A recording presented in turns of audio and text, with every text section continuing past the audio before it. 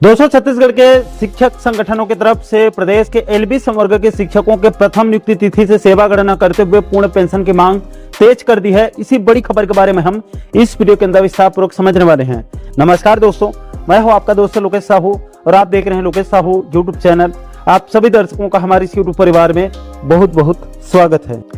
दोस्तों, दरअसल पूरा मामला यह है कि राज्य गठन के पूर्व यानी कि अविभाजित मध्य प्रदेश के दौर में सन 1994-95 में शिक्षाकर्मी व्यवस्था लागू किया गया था और बड़ी संख्या में शिक्षकों की भर्ती किया गया था दोनों राज्यों में जब एक हुआ करता था। लेकिन दोस्तों, ये शिक्षाकर्मी व्यवस्था शिक्षकों के हित में नहीं था, क्योंकि इस व्यवस्था में शिक्षकों को पर्याप्त वेतन और अन्य सुविधा का लाभ नहीं मिल पा रहा था। इसलिए छत्तीसगढ़ नए राज्य अस्तित्व में आने के बाद प्रदेश के शिक्षा कर्मियों ने राज्य से शिक्षाकर्मी व्यवस्था को समाप्त करके शिक्षा विभाग में सम्मिलन करने की उनकी मांग जो है वो जोर पकड़ने लगी और बड़े बड़े आंदोलन होने लगे। दोस्तों, लंबे संघर्ष के बाद पूर्व की रमन सरकार ने 2017-18 में ठीक विधानसभा चुनाव के पहले सम्मिलन करने का बड़ा ऐलान कर दिया, जिससे एक झटके में प्रदेश के 1 लाख से भी अधिक शिक्षा कर्मियों का सम्मिलन हो गया और सभी शिक्षा कर्मी नियमित शिक्षक बन गए।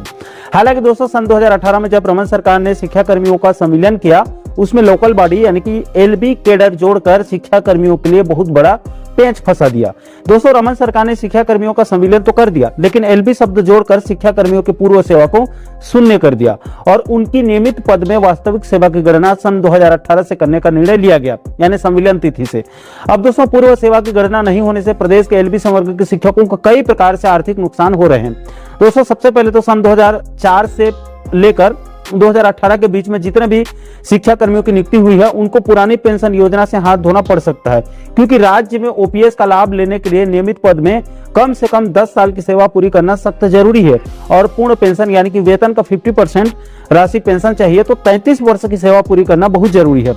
अब दोस्तों, चूंकि एलबी संवर्ग के शिक्षकों की पूर्व सेवा को शून्य करते हुए वास्तविक सेवा की गणना 2018 से किया जा रहा है, इसलिए ओपीएस का लाभ लेने के लिए नियमित पद में 10 साल की सेवा 2028 में पूरा होगा। लेकिन 2028 से पहले राज्य के हजारों एलबी संवर्ग के पुराने शिक्षकों की सेवानिवृत्ति हो जा रही है। इसलिए एक झटके में राज्य के कई हजार एलबी संवर्ग के शिक्षक अपनी पूरी जिंदगी खपा देने के बाद भी ओपीएस के लाभ से वंचित हो रहे हैं। इसलिए छत्तीसगढ़ के अंदर शिक्षक संगठनों की तरफ से प्रथम नियुक्ति तिथि से सेवा गणना करते हुए पूर्ण पेंशन की मांग तेज हो चुकी है।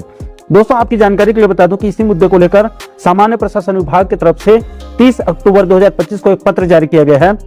जिसमें बताया गया है कि 2004 के पूर्व शिक्षक एलबी संवर्ग को उनकी नियुक्ति तिथि से 1998-99 से सेवा गणना करते हुए छत्तीसगढ़ सिविल सेवा पेंशन नियम 1976 के तहत पुरानी पेंशन योजना का संवैधानिक अधिकार प्रदान करने के संबंध में प्रदेश शिक्षक कल्याण संघ के बस्तर संभाग प्रभारी अमलेश ठाकुर जी ने 25 सितंबर 2025 को शासन को पत्र लिखा था और इसी मुद्दे को लेकर बस्तर संभाग कमिश्नर की तरफ से उनके तरफ से भी पत्र लिखा गया था। इसलिए इन दोनों पत्र के संदर्भ में सामान्य प्रशासन विभाग के अवर सचिव ने बीते महीने 30 अक्टूबर 2025 को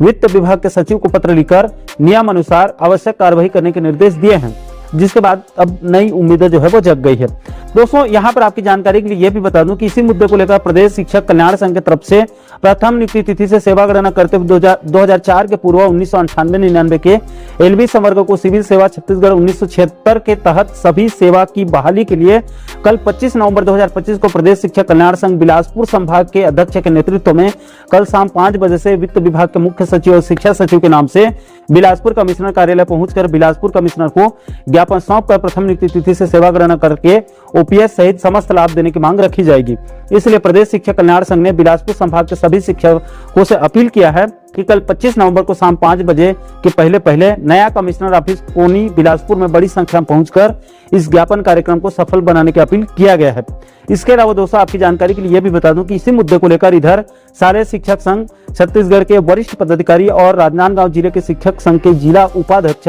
सुशील शर्मा जी ने अपने पुराने 1995 के दिनों को याद करते हुए बताया कि उस समय वर्ग 3, वर्ग 2 और वर्ग 1 के शिक्षा कर्मियों को 500, 700 और 1000 रुपए मासिक वेतन मिलता था। वो भी साल भर में 2 बार, दिवाली और होली में ही वेतन नसीब होता था। कभी कभी तो पंचायत में अलॉटमेंट की कमी की वजह से दिवाली और होली जैसे त्योहारों में भी शिक्षा कर्मियों को मानदेय नहीं मिल पाता था। दोस्तों, सुशील शर्मा जी ने यह भी बताया कि सन 1995, 96 और 97 में मात्र जनवरी से अप्रैल तक 10 महीने का ही मानदेय दिया जाता था मई और जून का यानी ग्रीष्मकालीन का मानदेय नहीं दिया जाता था। एक एक छुट्टी के लिए भी तरसना पड़ता था, कोई छुट्टी का प्रावधान नहीं था। सुप्रीम कोर्ट के हस्तक्षेप के बाद तत्कालीन मध्य प्रदेश के मुख्यमंत्री को 1998 में मानदेय को हटाकर एक फिक्स बेसिक सैलरी दिया गया, जिसमें वर्ग 3 को 800 रुपए मूल वेतन और 182% डीए दिया गया।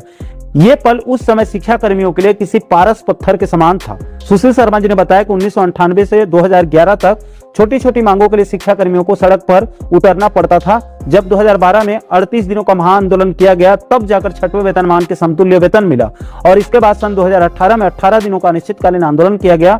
तब जाकर तत्कालीन मुख्यमंत्री रमन सिंह जी को संविलियन की घोषणा करना पड़ा। लेकिन जैसे कि मैंने आपको वीडियो की शुरुआत में बताया था कि संविलियन करते समय रमन सरकार ने एक पेंच अटका दिया। सन 1995-98 से नियुक्त शिक्षा कर्मियों के 23 साल के सेवा को शून्य करके शिक्षा विभाग में संविलियन तो कर दिया, लेकिन शिक्षक एलबी संवर्ग नाम से एक अलग कैडर बना दिया। इसलिए रमन सरकार की इस एक गलती की वजह से आज प्रदेश के कई हजार एलबी संवर्ग के शिक्षकों को पेंशन और पूर्ण पेंशन जैसी जरूरी आर्थिक लाभ से वंचित होना पड़ रहा है। इसलिए प्रदेश के सभी एलबी संवर्ग के शिक्षकों के साथ साथ सुशील शर्मा जी ने भी शासन प्रशासन से आग्रह किया है कि सभी शिक्षक एलबी संवर्ग को उनकी नियुक्ति तिथि से सेवा गणना करते हुए पुरानी पेंशन योजना और पूर्ण पेंशन का लाभ देने की मांग रखी गई है।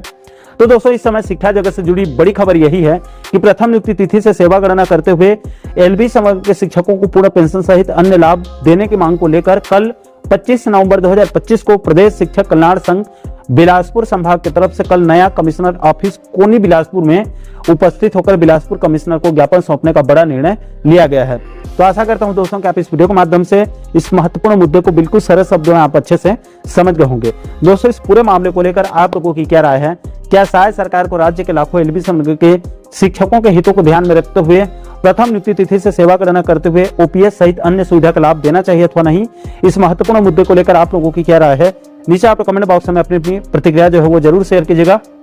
और दोस्तों, आप आगे भी प्रदेश के कर्मचारियों और पेंशनर जगत से जुड़ी इसी प्रकार के महत्वपूर्ण मुद्दों पर आप आगे वीडियो देखना चाहते हैं तो आप हमारे चैनल को जरूर सब्सक्राइब कर लीजिएगा, ताकि आने वाले सभी नए वीडियो का नोटिफिकेशन जो है वो आप लोगों तक तुरंत पहुंच सके। दोस्तों, इस वीडियो में फिलहाल अभी के लिए इतना ही। इस वीडियो को अंत तक देखने के लिए आप सभी दर्शकों का